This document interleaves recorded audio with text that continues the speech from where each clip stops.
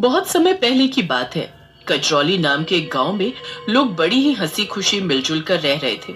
उसी गांव में हरिया का परिवार भी रहता था, जिसमें उसकी पत्नी लीला और उसके दो बच्चे चिंटू और मीना रहते थे। मीना और चिंटू दोनों एक ही स्कूल में पढ़ते थे। दोनों साथ ही जाते और आते थे। एक दिन हमेशा की तरह दोनों छुट्टी के बाद स्कूल से वापस आ रहे होते हैं कि चिंटू का गर्मी से बुरा हाल हो रहा होता है। आज कितनी गर्मी है दीदी, मुझसे तो इस कड़कती धूप में जरा भी चला नहीं जा रहा। गर्मी तो मुझे भी लग रही है, पर हम कर भी क्या सकते हैं। बस जल्दी जल्दी चलते हैं ताकि घर भी जल्दी से पहुंच सके। चिंटू और मीना जल्दी जल्दी चलने लगते हैं और घर पहुंचने ही वाले होते हैं कि तभी उन्हें एक आइसक्रीम वाली दिखाई देती है। आइसक्रीम ले लो, आइसक्रीम, रंग बिरंगी मीठी मीठी ठंडी ठंडी आइसक्रीम ले लो। अरे ये आइसक्रीम वाली कौन है? हमारे गांव में तो कोई आइसक्रीम वाली नहीं है।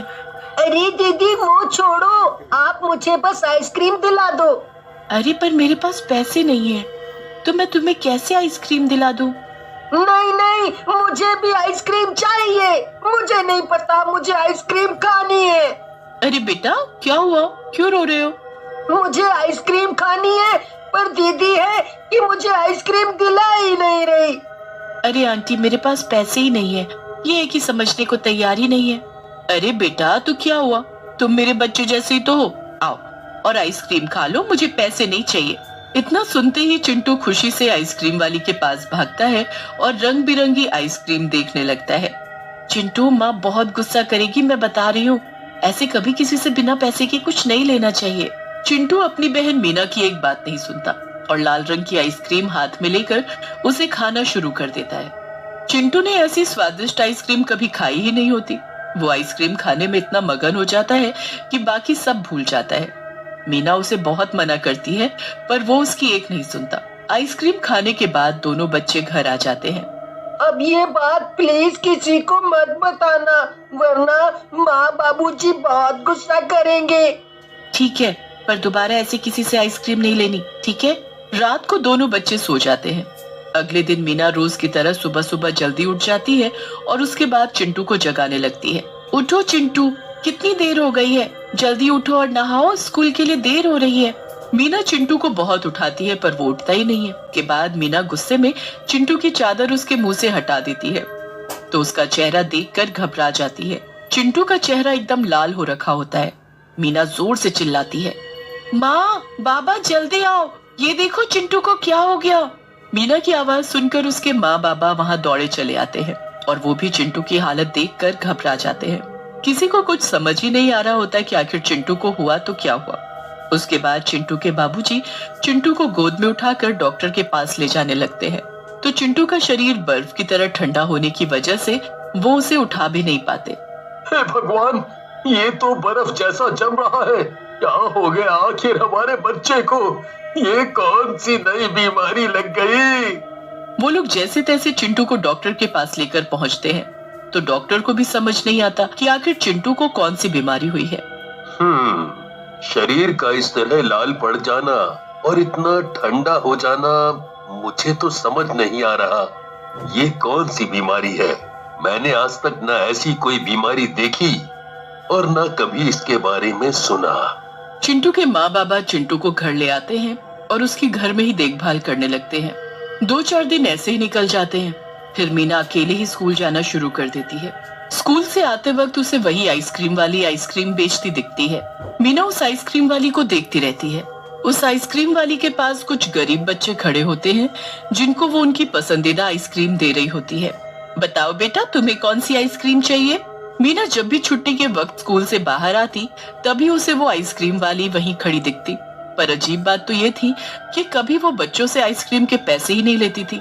वो हमेशा ऐसे ही बच्चों को आइसक्रीम दे दिया करती थी। एक दिन की बात है, जब मीना स्कूल से घर पहुंची होती है कि वो देखती है उसके साथ वाले घर में रहने वाला राजू नाम का एक बच्चा बड़ी ही रंग बिरंगी आइसक्रीम खा रहा होता है। अरे वाह राजू, तेरी आइसक्रीम तो बड़ी सुंदर है। हाँ दीदी, देखो देखो कितनी सुंदर है।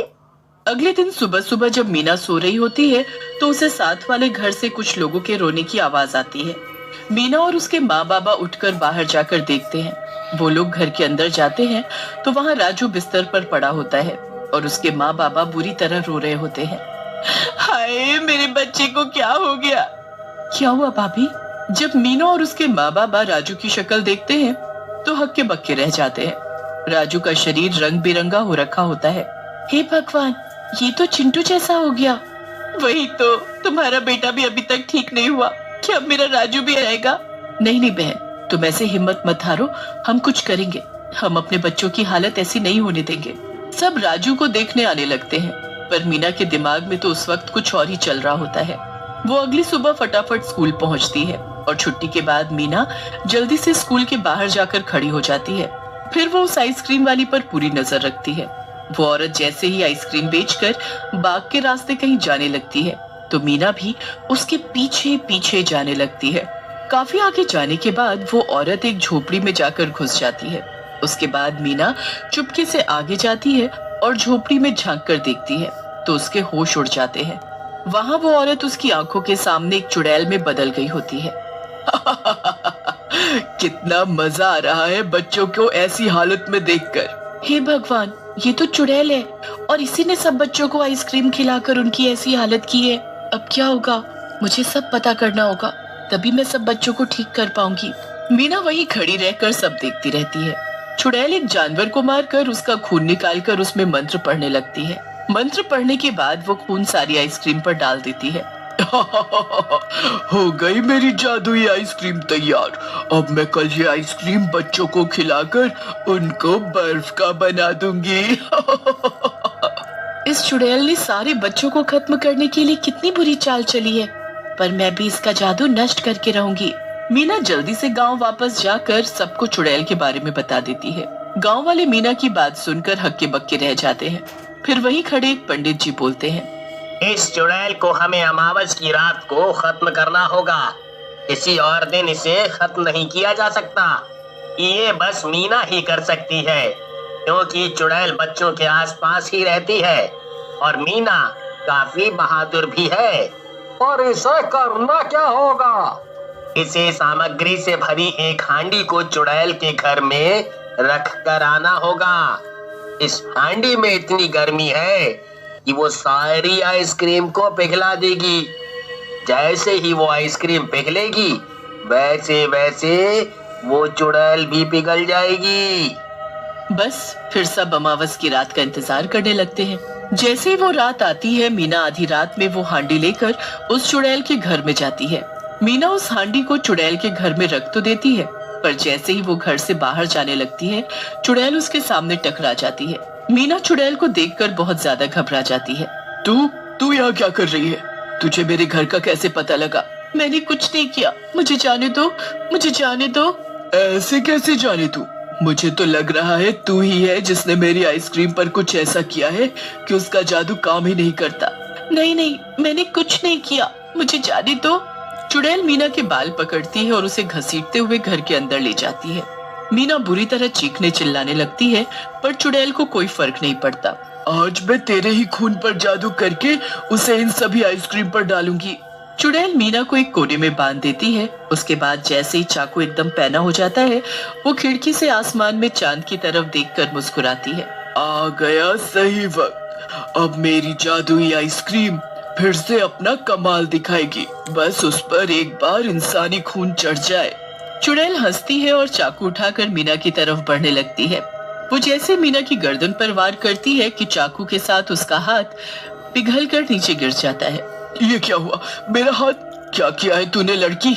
जल्दी बता मुझे।